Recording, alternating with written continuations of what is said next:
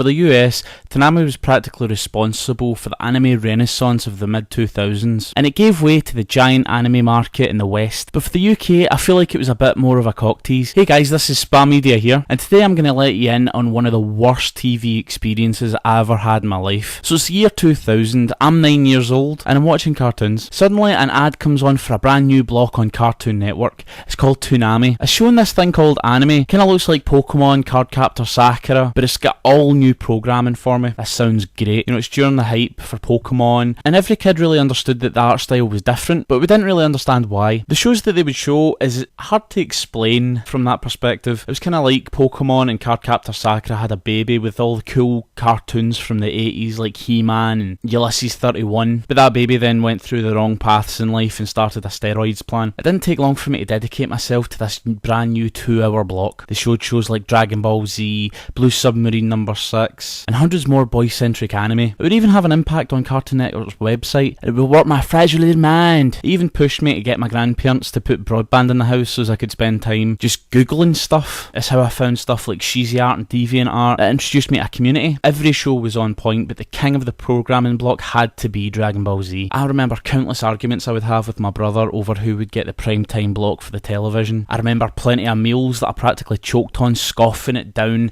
trying to get my Kai fix. I even made some of my first friends in school over Dragon Ball Z. Suddenly every asshole kid that had the invisible shield whilst you played cops and robbers had some sort of Kaioken dodge that your bullets didn't hit them, and I really felt like I'd found my place as a child, which was a big deal for me. But that started to change in 2002. They started advertising CNX, the home of anime and martial arts films.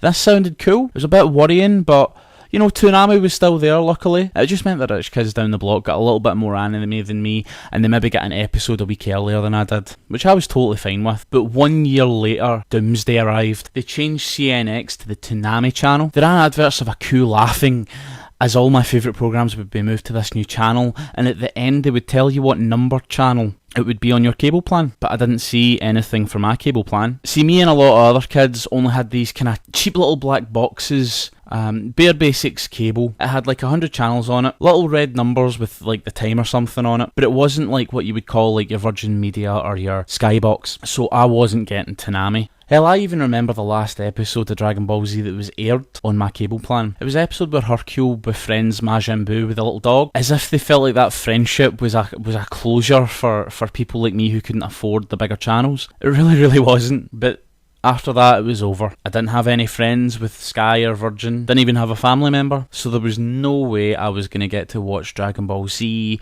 Samurai Jack, Outlaw Star, Trigun, or even Rave Master. I begged like every other child would to their grandparents to get this new satellite TV or whatever it was, and like every other time that child would complain that they didn't really understand the severity of the situation. They thought it was just another thing that I was gunning for. I mean, why would they? It was just a couple of cartoons. I mean, I would get the occasional anime programme on, like Shaman King on Jetix, and for all that show was great, it wasn't enough. When I was 13, I went to New Zealand for a wedding. I was just chilling out one day watching the TV, and then it happened. Dragon Ball Z came on. That unforgettable rock anthem starts playing. It sounds like angels at this point. I was in a state of bliss. This was happening, you know? I didn't even care what episode it was. It could be mid-arc, it could be early episodes. Hell, it could be even one I didn't see. I just wanted to watch my programme. Funnily enough, the episode that was airing at the time, with no context whatsoever, was the episode that Vegeta and Goku are trapped inside Buu. The one after Gogeta gets consumed by Buu. I didn't know that at the time. As far as I could tell, Buu just shoved them up his ass. But even inside Boo's butthole, it was glorious. Soon after my return, we upgraded our cable package. We got Toonami. But what was on? What was the first programme that was on when I hooked up Toonami to my TV? The Boom Crew. Then it was Backyard Science. I'd missed the channel. In fact, about 4 months later, they changed Toonami completely to Boomerang +1. If I'm not mistaken, it was about 2-3 years before YouTube would happen. Not much in the way of anime after that point. We would get reruns, we would get anime light shows like Byakugan, but it would never really be the same. During that time, I would resort to the black market in Glasgow. It was down a seedy little street called the Barras. You would find the occasional knockoff DVD, terrible quality, and you would walk up like a crack addict, like,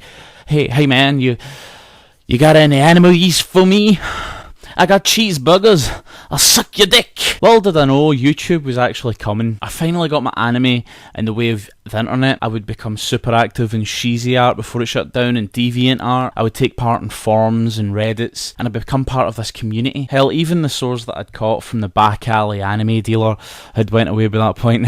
I'm kidding on, I don't actually. But life felt more complete after that, you know? I would run home to watch an entire 24 episode season before I went to bed. Life as I'd know it today had begun, but the day that Toonami got cancelled was probably the worst day in my life. So again, being an OG anime fan sucked, especially in the UK. But if you like this type of video, let me know in the comments down below. I'm always up for taking questions. I'd really enjoy a like and a subscribe. Sorry I didn't upload on Friday, some family matters interfered with that, but I'll see you guys next time.